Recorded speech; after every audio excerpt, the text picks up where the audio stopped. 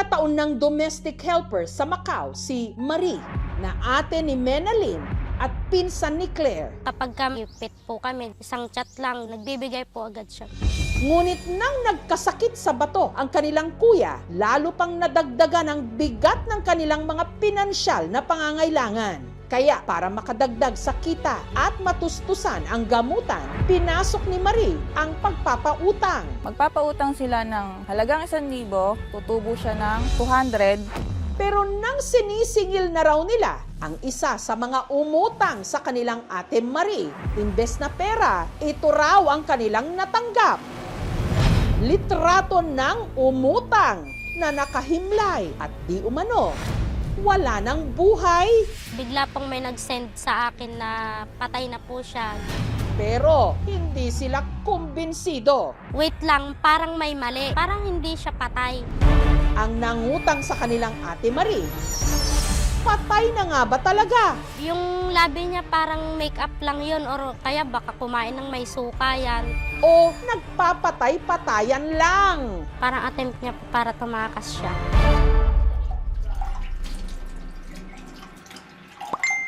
Nagsimula raw ang lahat nang nakatanggap si Marie ng message mula sa pinsan nilang sundalo na si Vince. Hindi niya tunay na pangalan. Inaalok raw siya nitong magsosyo sa isang lending business. Ang kanila raw pauutangin, mga kapwa niya sundalo.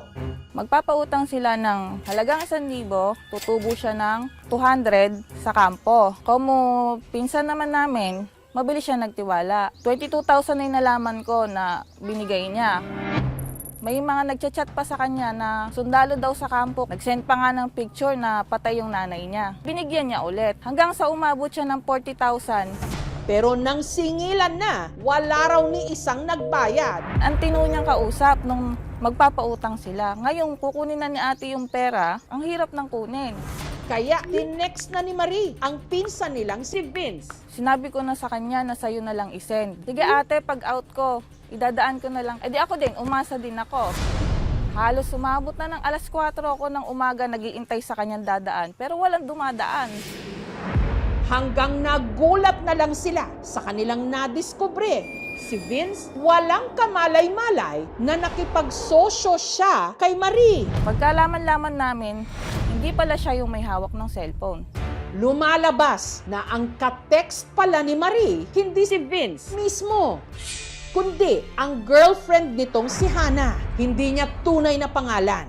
Pinagkatiwala po ng kuya ko yung cellphone niya doon sa babae. Hindi niya po makuha-kuha. And sinasabi naman po ng babae kaya po ayaw ibalik yung cellphone is baka po nang bababae yung kuya ko. Si Hannah, tubong Rojas Isabela raw. Hanggang nakumpirma na nga nila na ang inakalang utang ni Vince kay Marie, kay Hannah pala. Hoy, Hannah! Kailan mo ba ako magbayad ng utang mo? Ano? Bayad na ako! Kailan pa? Ngayon lang, ito nga oh. O yan, kuweba. May screenshot siyang pinakita, resibo ng remittance na kukunin nga yung pera. Punta agad kami sa remittance. Ang sabi, na-claim na po yung pera. O di na, pahiya kami. Hanggang sa nagkabaranggayan na sila. Napagkasundoan po nila rito na sila magbabayaran sa loob ng 1 buwan. Nangako siya na January ng katapusan, maibibigay niya yung pera. Bigla pong may nag-send sa akin na patay na po siya.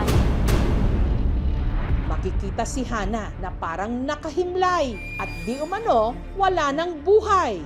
Wait lang, parang may mali. Parang hindi siya patay. Yung labi niya parang make-up lang yun or kaya baka kumain ng may suka yan para mamutla yung labi niya. Parang attempt niya po para tumakas siya.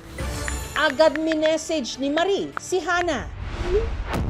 Hanggang ang nasa litrato na kunwari patay, bigla raw nag-reply. Kinabukasan, nabalitaan na lang nila na si Hannah nagparamdam, namataan sa isang lugawan. Pinuntahan po namin. Sabi ko, nasaan siya? Sabi po sa akin, hindi daw po nila alam.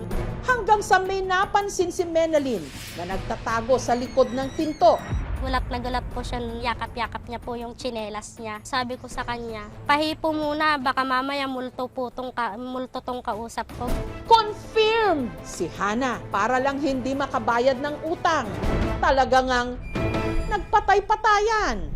Kaya muli nila itong ipinabarangay. Pumirma ulit siya doon na kinsenas po siya magbibigay. Pero lumipas na raw ang isang buwan, hindi pa rin siya nagbabayad. Yung po kasing pera na yun, inaasahan po namin na pampagamot po talaga ng kuya namin. Sa galit, ipinost na ni Marie at Menalyn sa Facebook ang ginawang pagpapatay-patayan ni Hana. Sumunod na lang na naglutangan ang iba pang nabiktima rin di umano ni Hana. Kabilang ang dating OFW na si Annaliza. Yung pamangkin ko, meron po siyang kaibigan. Tinuloy po niya dito sa amin. Hindi ko naman sukat akalain na ganun yung gagawin niya sa akin. At mukhang pareho rin ang ginawang modus nito para makapangutang. Hiniram din daw nito ang telepono ni Annaliza. Pwede po ko bang mahiram yung cellphone mo at ilalabas ko yung pera ko sa bangko? Hanggang sa ginamit na pala ni Hana pati ang e-wallet account ni Annaliza. At para rin makapag-apply ng loan online. Nakita ko, kuha na lahat sa Soma Total. Bale, pumapatak siya ng halos 12.5. Kaya ang kita ni Annaliza sa kanyang tindahan napunta lang sa bayad utang sa perang hindi naman siya ang gumasta. Kaya na din namang ititinda halos. Sinarala na lang namin yung tinutubo ko sa tindahan na imbis na may tatabi, nahuhugot. Ayan, nalubog. Pati ang kaibigan ni Hana sa Isabela na si Aiza, makailang beses rin daw nitong inutangan. Yung cash ma'am, 130 ma'am. 1,000 yung cellphone ma'am. 40K ma'am. 89 po yung home credit po. Nasa 259 lahat. Magaling po talaga siyang manipula, ma'am. Halos lahat po kami napaniwala din po niya. Malawak po yung imahinasyon niya, parang ang dami niya pong naiisip na dahilan para makakuha lang po ng pera.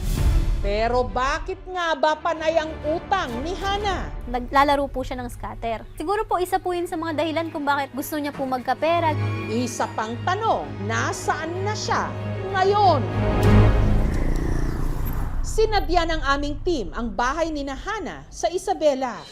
Naron ang nagpakilala nitong lola na itago natin sa pangalang Alma. Mabait po siya. Masayahin na bata yung hindi mo ko akalain na magagawa niya yung mga nangyayari niya.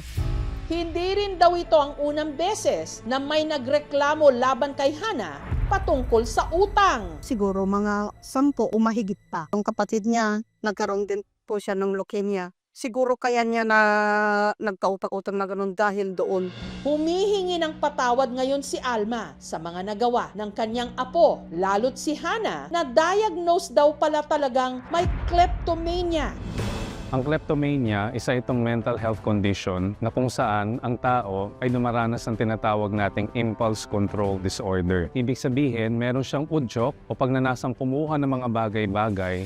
2022 po, kinagamot ko siya pero hindi nga po natuloy yung pagpagamot niya kasi kailangan naman po ang pera. Kung titingnan natin yung kondisyon ng ating case, mukhang hindi siya kleptomania. Mukha talagang merong panloloko na gusto siyang gawin para makamtan niya yung mga bagay na gusto niya. Pwede nating sabihin na meron pang ibang mga kondisyon, halimbawa, compulsive lying or pathological lying. Importante, mag-undergo sila ng psychotherapy or support therapy kung tawagin natin. Kailangan malinaw natin o magkaroon tayo ng kamalayan kung bakit nila ginagawa yung mga ganitong klase ng bagay. Gustuhin man daw ni Alma na isuko ang kanyang apo. Mag-iisang taon na raw niya itong hindi nakikita. Kung may kasalanan man siya, panagutan niya. Pero sana naman po maging equal. Sana unawain nila dahil sa sakit niya nagagawa niya yun.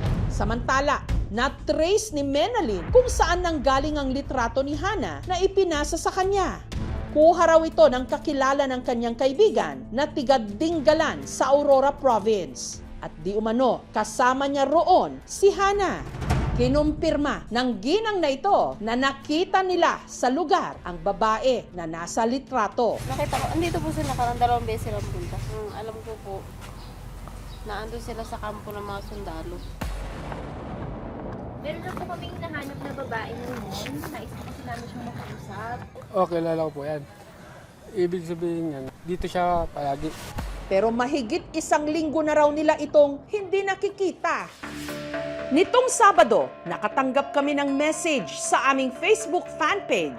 Siya raw, si Hana, ang babaeng nasa litrato na di umano nagpatay-patayan. Ako po yung nasa picture na pinost ni Menalyn na sinabi nagpatay-patayan ako para hindi makabayad sa utang. Una po sa lahat, gusto ko sanang linawin na walang katotohanan na ako nagpanggap na patay para hindi makabayad ng utang. Mali po ang lumalabas sa kwento. Willing po ako magpa-interview para maliwanagan po ang pangalan ko at sobra na pong kahiyang dulot na ginawa nila. Maraming salamat po.